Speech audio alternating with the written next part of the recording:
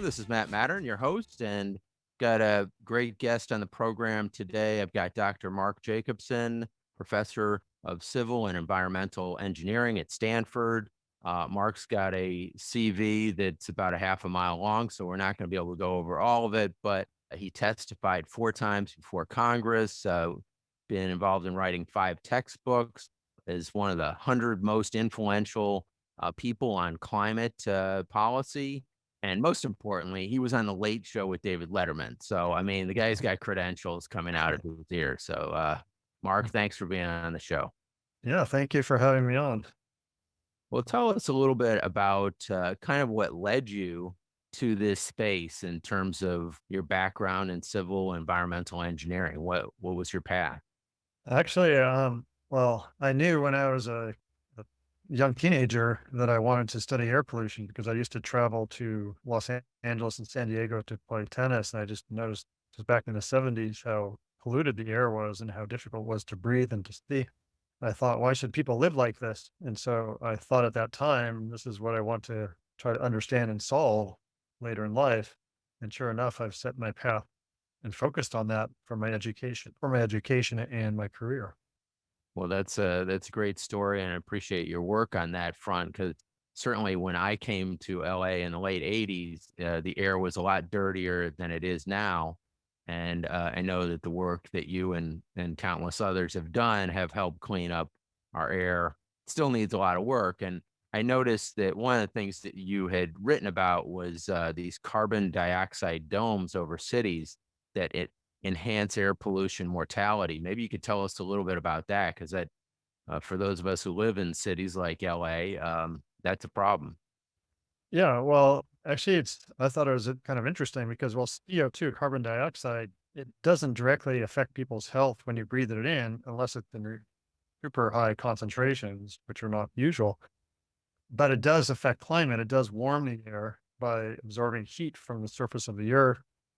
And when it warms the air, it turns out that when you have polluted air, like in Los Angeles, where you have a lot of ozone being produced, which is a main component of air pollution, higher temperatures actually increases the rate of ozone production, uh, both through the direct effect of the temperature and to the fact that higher temperatures results in more water evaporating from the soil and from the ocean.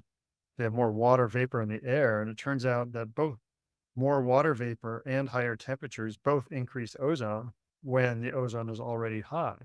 So what I found is that in Los Angeles, where you have this beyond the background carbon dioxide due to all the emissions worldwide that are increasing the CO2, you actually have this big dome of carbon dioxide over a city because you have super high emissions from all the 13 million vehicles in Los Angeles, for example, and all the power plants and refineries and other sources of CO2. So you have what are called these domes of carbon dioxide, these high concentrations, and they're not enough to directly affect people's health directly, but the more CO2 increases the temperatures that increase the water vapor, and both of those increase the ozone and pollution when it's already bad, like in Los Angeles. So that the conclusion was that carbon dioxide domes will worsen air pollution where it's already bad. And this was actually used by the EPA back in 2009 to justify California's request to be able to control carbon dioxide from vehicles.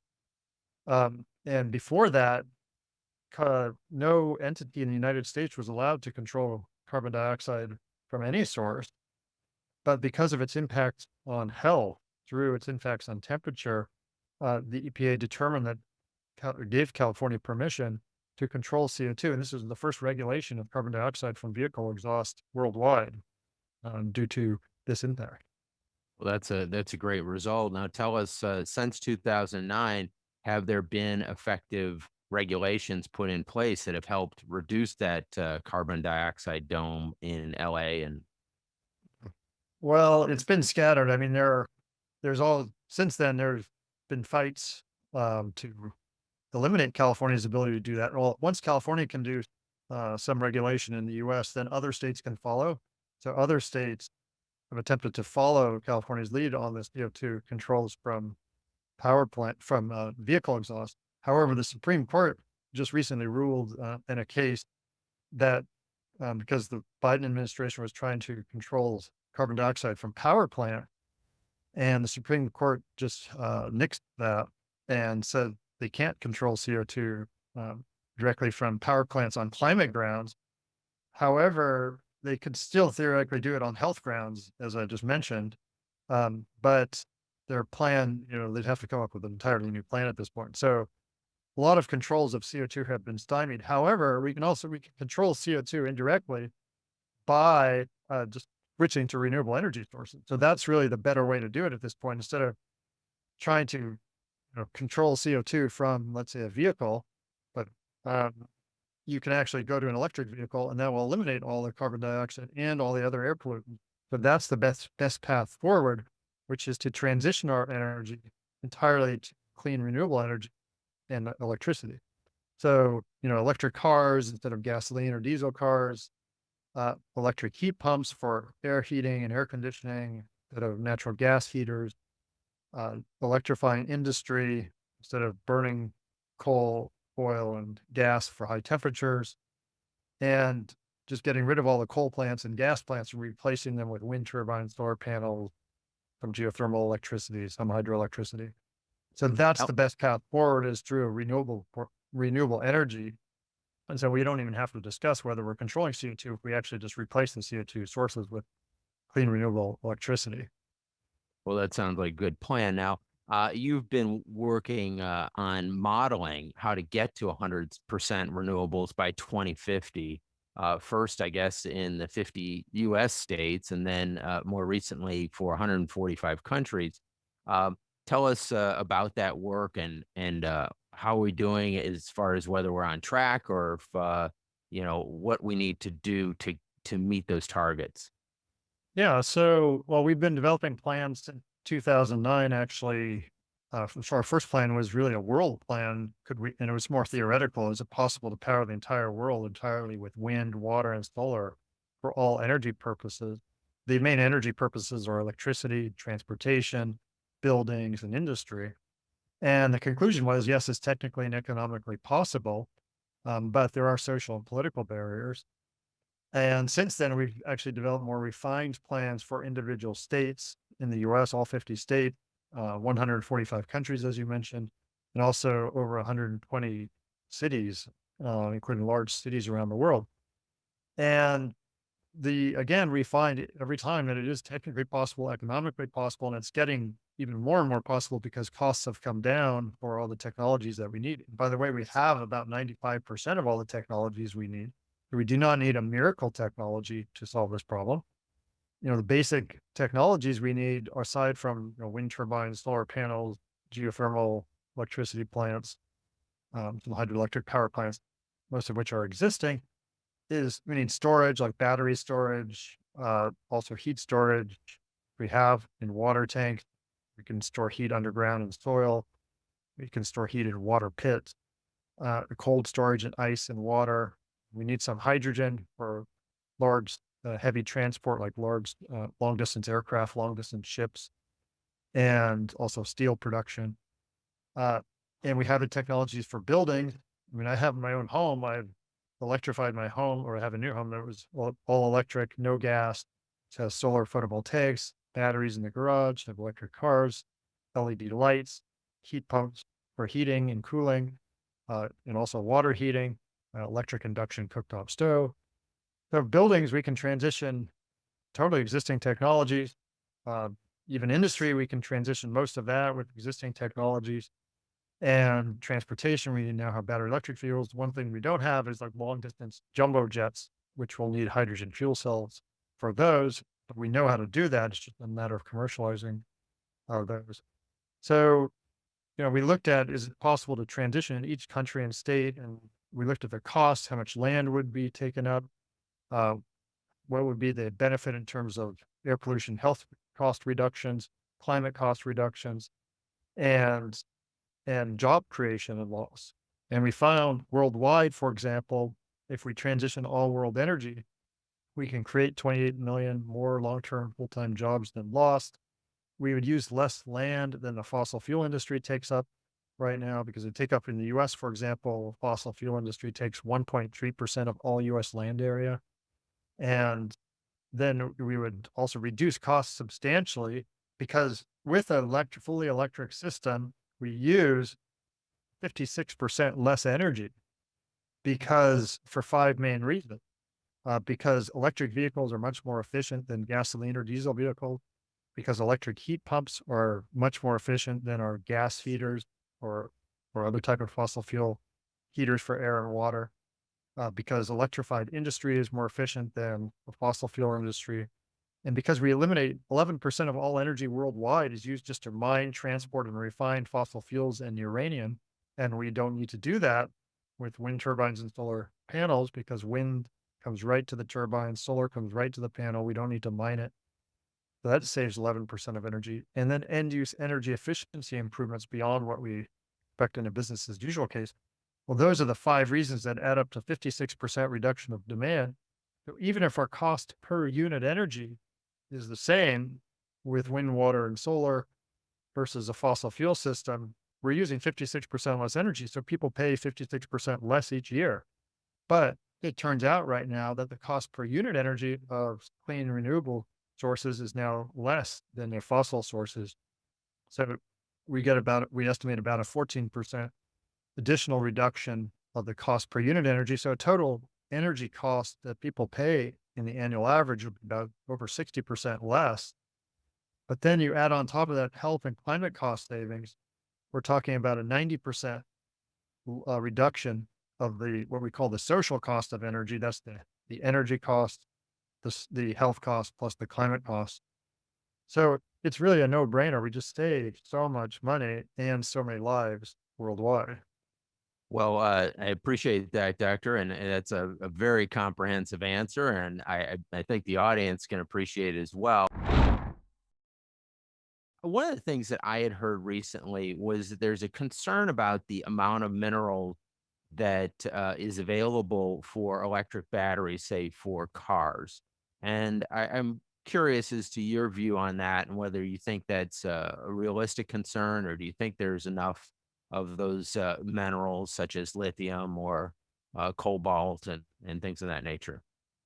So, yeah, people have mentioned that there are limitations in materials. I should first point out that the material needed if we want to transition all energy worldwide to entirely clean renewable energy, that's namely wind and water and solar power, powering electricity, transportation, vehicle, buildings, and industry. The amount of materials is so much less than needed. That is so much less than with our current energy infrastructure. And for example, in North America alone, there are 50,000 new oil and gas wells drilled every year. And we have 1.3 million active oil and gas wells in the United States already and 3.2 million abandoned ones. So we need to, when we're using fossil fuels, we're mining every minute of every day for fuel itself. Plus, we need to mine for the infrastructure for building gasoline cars, for building natural gas power plants or nuclear power plants. So we need to mine for both the infrastructure and for the fuel. If we go to wind, water, and solar powering everything, then we only need to mine for the infrastructure. We have no more fuel mining at all because the wind comes right to the wind turbine, sunlight comes right to the solar panel. We don't need to dig it up out of the ground. And so we have orders of magnitude less overall mining. However, there's still a question, we do need the materials for certain materials for like batteries and for permanent magnets and wind turbine generators, for example. We need neodymium, it's called, lithium for batteries. Now, take lithium though. I mean, right now, there are about 1.2 billion cars in the world, or cars and trucks. But there's enough lithium resource and known resources for at least 5 billion. So there's plenty of lithium available, but you know, we want to mine it sustainably, right? So there are ways to extract lithium that really minimize the impact of that extraction on the environment. For example, in Texas, there's now a lithium mine that is 100% renewable, or it may not be finished yet, but it's being built as 100% renewable. So all the energy that goes into the mining is provided by wind and water and solar power. So that's one way to minimize the impact of that mining. There's actually a way, turns out that in the United States, there's enough lithium in one location to provide all the lithium needed for the entire country for all battery purposes by one estimate at least. And that's in the Salton Sea in Southern California.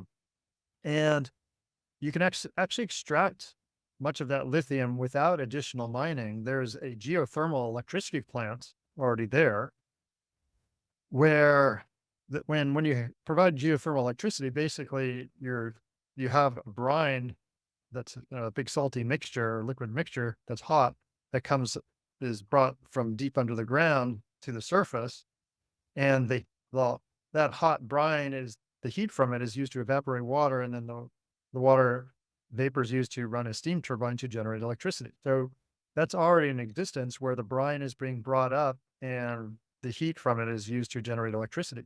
Well, it turns out that you can extract lithium from that brine and provide lithium for electric vehicles and other batteries. And that requires no new mining. So this is a technique. And there are other places in the world, like there's one in Germany where you can do the same thing, where you already have geothermal electricity and you just need to extract the lithium from the brine.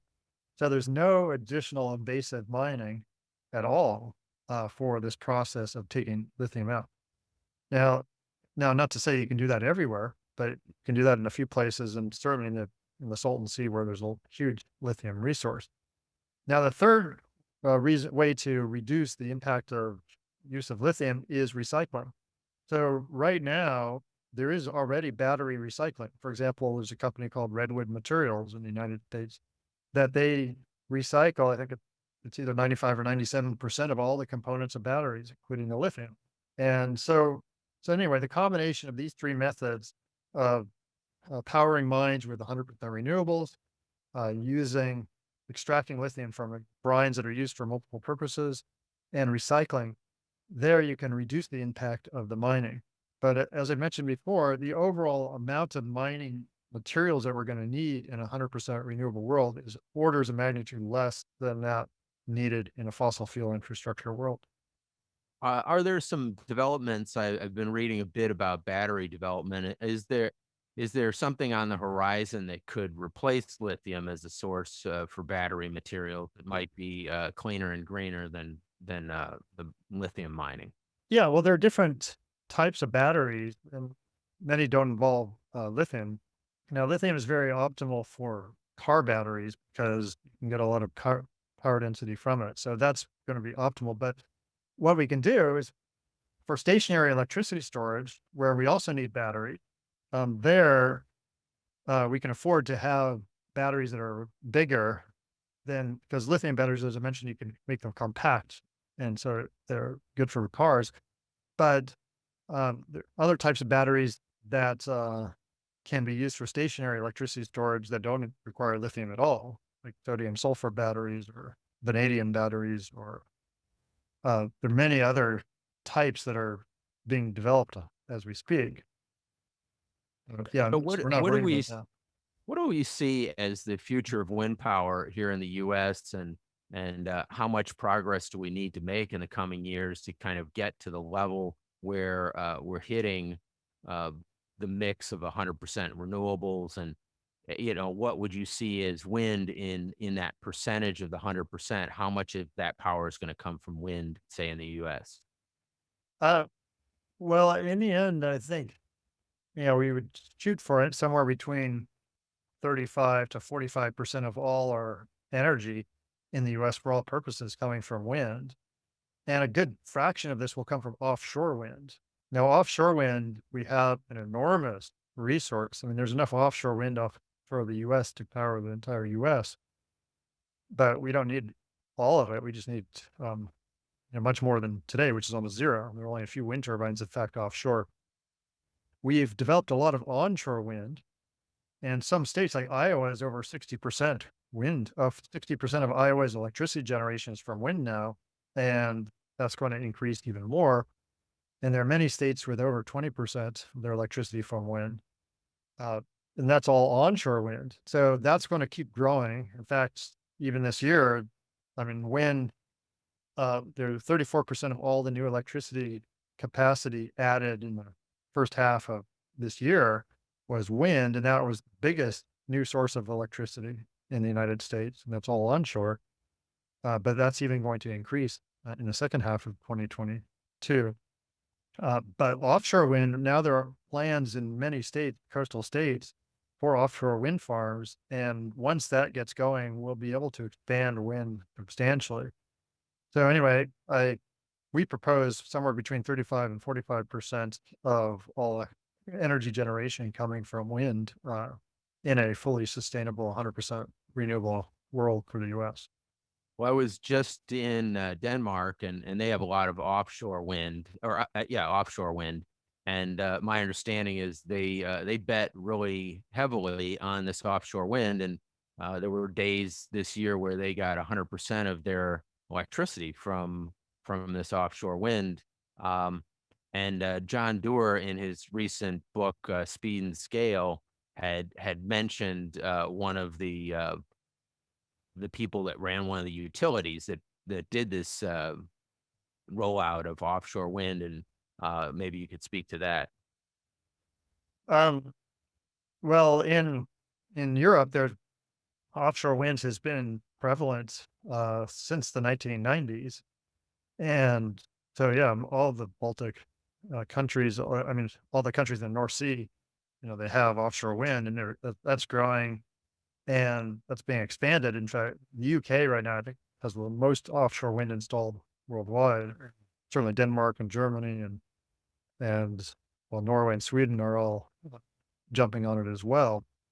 And this has been really beneficial. I mean, a nice thing about offshore wind is that not only is it relatively constant and during the year, I mean, you have more variation of onshore wind, but it's also more peak coincidence. Offshore wind is, when I say peak coincident, like usually the demand for electricity peaks in the afternoon or early evening, and that is when offshore wind generally peaks as well.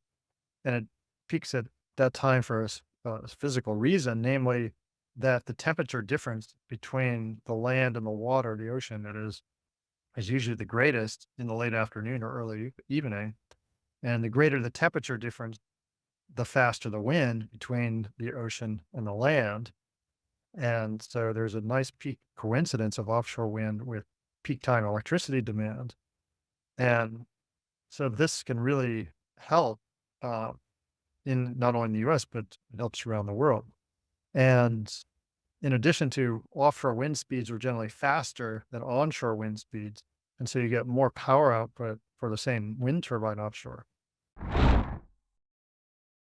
Doctor, I wanted to segue to the issue of kind of batteries and how we can deal with the variability of wind and solar power that you were kind of just briefly alluding to. And we've had kind of issues here in California, and imagine in other places that have a high reliance on renewables.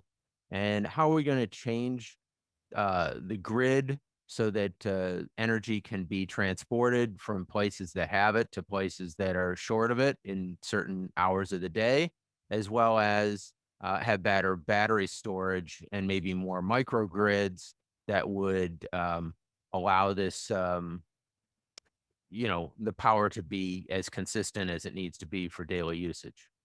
Right. So, yeah, people are concerned about what's called the intermittency of wind and solar. The wind doesn't always blow, the sun doesn't always shine. So, how are we going to keep the grid stable? Well, it turns out there are many ways to keep the grid stable with a bunch of intermittent resources.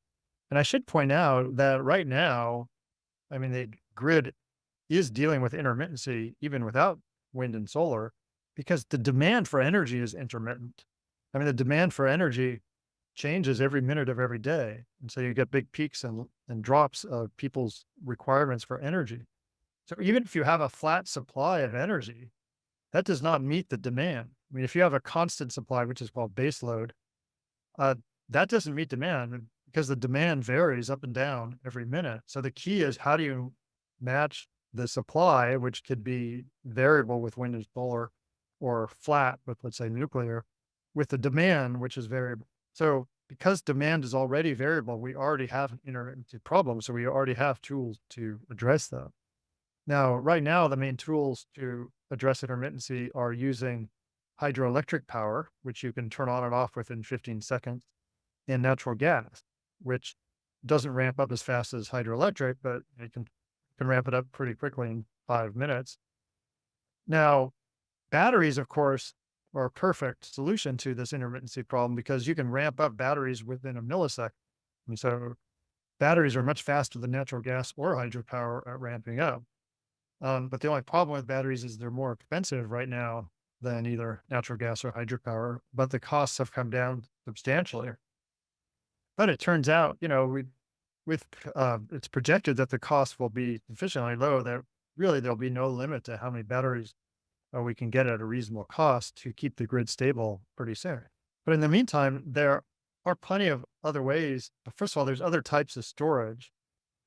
Well, let me back up. There are in the general ways to keep the grid stable. Okay, one way is storage, where you have batteries or, well, I mean, hydroelectric dams or storage, but there's also what's called pumped hydroelectric power, which is actually the greatest type of electricity storage in the world today. There's also concentrated solar power with storage. There are flywheels. There's compressed air storage. There's gravitational storage with solid masses. These are all existing technologies that are used to store electricity. Then, so there's storage is one. Then there's transmission. It can interconnect geographically dispersed locations or locations that are far away from each other. The wind may be blowing or not be blowing in one place, but it's blowing far away. Somewhere in the world, the wind is blowing at a given time. Same thing with solar, even though not sunny in one place at one time, dark, it's going to be light somewhere else.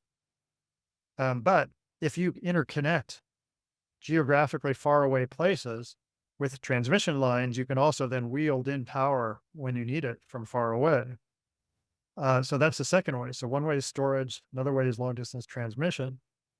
Another way is to combine different renewables together. So generally, for example, if you just have solar alone, then you'll get a lot of energy during the day, but nothing at night.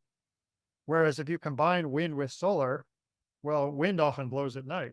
And so in fact, wind and solar are complementary in nature even during the day. In places where it's sunny, generally the winds are slow. In places where it's not sunny, where you have storms, winds are generally fast. So by combining wind and solar, then you can smoothen out the overall uh, energy production, not only during the day, but during a year. You add in with that geothermal electricity, which is relatively constant. You add in hydro, which you can then use as a big battery to fill in gaps of supply. And so combining different renewables together actually, and then adding in storage, adding in long distance transmission, that can help keep the grid stable. Well, another thing you can do is what's called demand response. Utilities give people incentives not to use electricity at certain times of the day or to shift the time of their electricity use. So remember, a lot of the intermittency is due to the actual demand for electricity. And by paying people not to use electricity at a certain time, you can reduce that demand and help keep the grid stable. So, and then the final thing is coupling sectors. Right now we have, 4 sectors which use different fuels. Like there's electricity sector, there's transportation, which uses mostly gasoline and diesel. There's buildings, which uses a lot of natural gas and electricity as well. And then there's industry, which uses coal, gas, and oil for heating. But if we electrify all energy sectors, that can actually help stabilize the grid too. Because let's say you electrify cars. Well, we have more of a demand for electricity with battery electric cars. However, we don't need the electricity instantaneously for the car from the power grid. For example, you're not plugging in the car to the power grid while you're driving. You have batteries in the car. So these batteries can be charged pretty much any time of day or night, given the proper incentive. So that's what's called a flexible load, where you can give car owners incentives to only charge their car when electricity demand for the rest of the grid is low. And so this is a way to help stabilize the grid. Well, let And me again, ask you let me yeah. ask you, you kind of shifting to another topic you had mentioned it a couple times is nuclear and where you stand on that and what your thoughts are on the development of what I see are new micro reactors. And I just saw a new design for a micro reactor was just approved by the US government and whether you think that's a road that we should be going down and whether it makes sense. No, I don't think it makes sense, nor will it be a road that will actually come to fruition. Well, let's just look at, first of all, existing nuclear reactors. Most of them are aged. There are hardly any new nuclear reactors going up in the world. In fact, each year there's more being retired than going up. So we actually have less nuclear output, for example, last year than in 2007 worldwide. And part of the reason is it's so expensive and it takes so long to put up a nuclear reactor. There's one reactor or pair of reactors being built in Georgia right now, but they're on years 16 and 17, and they've cost $34 billion. That's like 7 times the cost per installed watt of power compared with a solar panel. So it's seven costs 7 times that of solar and wind, and takes, because a new solar plant takes 1 to 3 years to from planning to operation. Nuclear is taking on the order of 15 to 20 years. In Europe, there are several plants that are all on 15 to 20 years, one in fact 21 years. And so it takes way too long and it costs way too much. Now, new nuclear reactors, well, that are proposed to be smaller and more modular. Well, in the 1960s and 70s, people were experimenting with these smaller modular reactors. And the reason we went to bigger reactors because of economies of scale, it was cheaper. So these small reactors are going to be just as expensive or more expensive than the big ones. We They're not even being proposed to be ready till 2030 at the soonest for some test reactors. But we need 80% of the problem solved, the climate problem solved by 2030, and 100% by 2035 to 2050. So even with their proposed schedule, it's virtually impossible for nuclear, even if it were to be implemented by that proposed timeline, to have any material impact on solving the climate problem. And this is before we even start talking about the other risks associated with nuclear, which include weapons proliferation, which when you have small modular reactors, they can be shipped all over the world, and then you can harvest plutonium from the nuclear waste and also refine uranium. And so this becomes a weapons proliferation issue. There's a waste issue. There's a meltdown issue. There's underground uranium mining cancer issue. So you have all these problems associated with nuclear that just don't go away, or in some cases they may marginally go away, but you just have major cost and delay issues as well. Well, certainly those are important factors, and I appreciate you shedding some light on that. A little bit about hydrogen, pivoting to that topic, and what your thoughts are as to the role of hydrogen in a clean, green economy going forward. We've had a guest on the program, Mayor Rex Paris from Lancaster, and he has been a big proponent of using hydrogen, clean hydrogen, in helping power their city. What's your thought as to the role of hydrogen moving forward? Well, hydrogen is essential for certain applications, and I'll get into those in a second. But we only want to use what's called green hydrogen, which is hydrogen produced from electricity, where the electricity comes from wind or water or solar sources. And we do not want to use hydrogen that's produced from natural gas, even if there's what's called blue hydrogen, which is natural gas with carbon capture. We do not approve of the use of carbon capture for any purpose because it's an opportunity cost, and it results in more energy requirement and energy use and pollution. Uh, and it's really a way to just keep the fossil fuel industry alive as opposed to switching to clean renewable energy, and particularly for hydrogen. So hydrogen should only be produced from clean renewable electricity, and the applications of hydrogen should be limited to long distance heavy transport, so long distance aircraft and ships like 747s, some long distance trains and trucks. Then the other applications are steel production, ammonia production, and in some cases, remote microgrids for both electricity and heat. But we do not need to use hydrogen for heating buildings at all. We don't want to do that. We want to use electric heat pumps, much more efficient. And we don't want to use hydrogen for passenger vehicles because battery electric vehicles are much more efficient. Both of them run on electricity essentially. Hydrogen fuel cell passenger vehicles and battery electric vehicles both require electricity, but you need one third the electricity to run a battery electric passenger vehicle compared with a hydrogen fuel cell electric vehicle. That's for passenger vehicles. However, when you get to long distance trucks, big, heavy, long distance trucks, the tables turn and hydrogen actually becomes more efficient when you get to distances longer than like around 1,000 kilometers or 1,100 kilometers. And the same thing with long distance ship and aircraft. And the other thing we don't need hydrogen for is stationary electricity storage because batteries are, again, more efficient. You need fewer wind turbines for battery storage with rather than hydrogen fuel cell electricity storage. So yeah, so if there are we as long as we limit the hydrogen to certain applications, then it's okay. We don't want to get distracted uh, with all the proposals by the fossil fuel industry to produce hydrogen. And they have a motive because 96% of all hydrogen today is produced from fossil fuels, namely natural gas. But there's a cheaper way to do it now, which is from electricity. And in fact, blue hydrogen, maybe even a year ago, the natural gas industry was pushing blue hydrogen, which is natural gas producing hydrogen and then adding carbon capture. But even they're saying today that because natural gas prices are so high, that it's actually more efficient just to use green hydrogen, which is hydrogen produced from electricity from where the electricity comes from wind, water, or solar sources. Now, in terms of producing green hydrogen and using it from, I believe, an electrolyzer, what kind of um, progress is being made towards, I believe, the Biden administration goal of 1 kilogram of hydrogen for $1?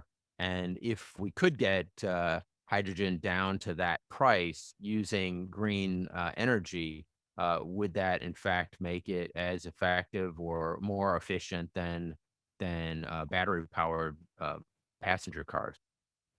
Um, no, you're still going to need, yeah, the cost will be different from the efficiency.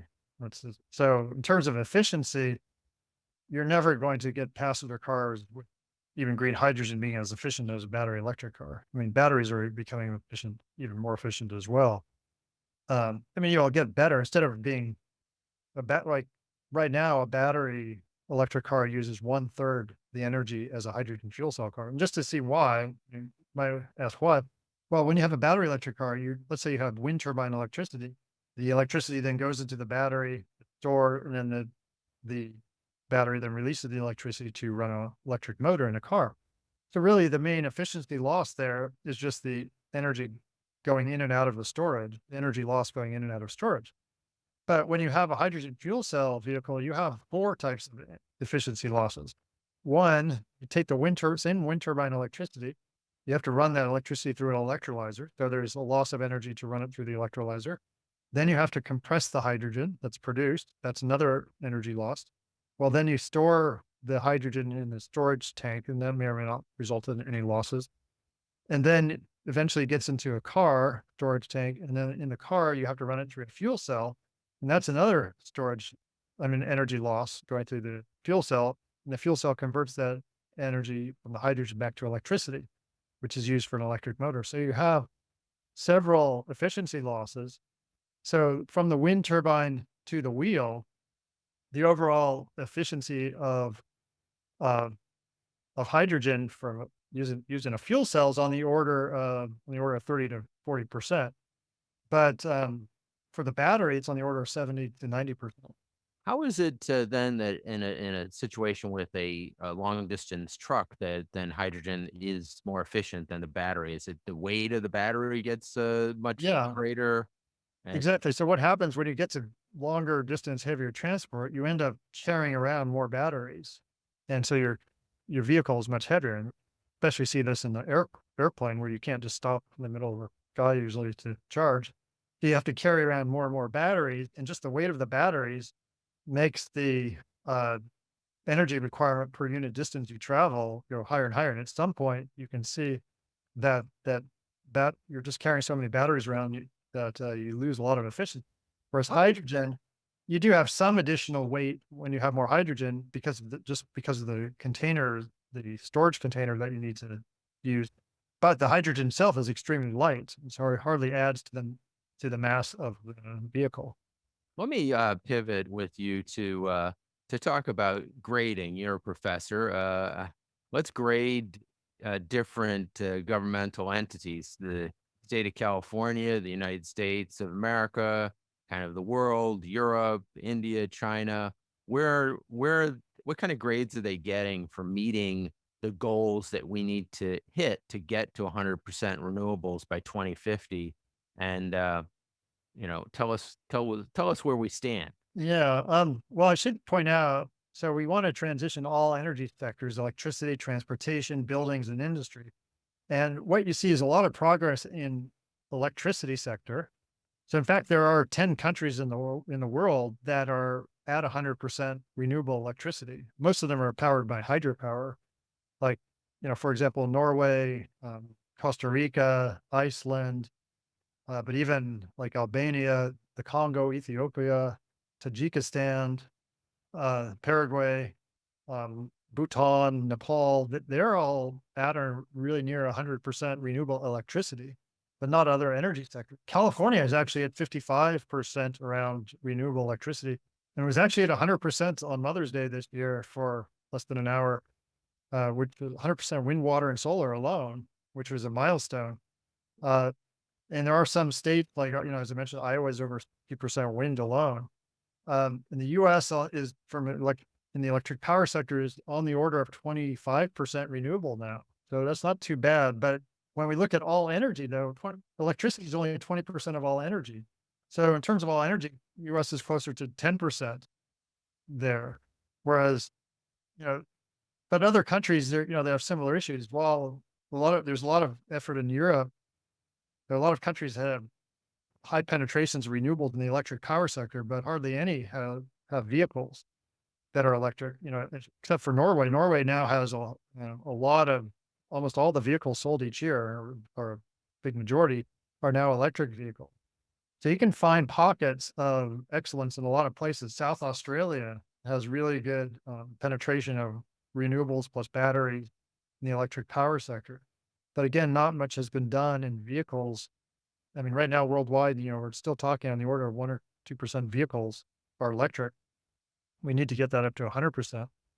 Uh, so it's hard to grade. It's very even in the US, we really look at states. So certainly California is doing a lot. Texas is actually doing quite a bit to add a lot of wind and solar on their grid. And there are many states that there are 18 states and territories in the US that have passed 100% renewables laws or executive orders. And so there is a lot of progress, but there are a lot of states that, are much further behind. But I think many of them are seeing the light that it's much cheaper to install solar and wind than to keep fossil fuels. So even the states that are far behind are really, I see them changing very quickly in the near future. Well, it's been great having you on the program, Doctor. Love to keep in touch with you going forward because I think you gave our listeners quite a good overview of where we're at in solving these problems to get our world back in order so that we don't have a climate complete meltdown. Thank you, Bob.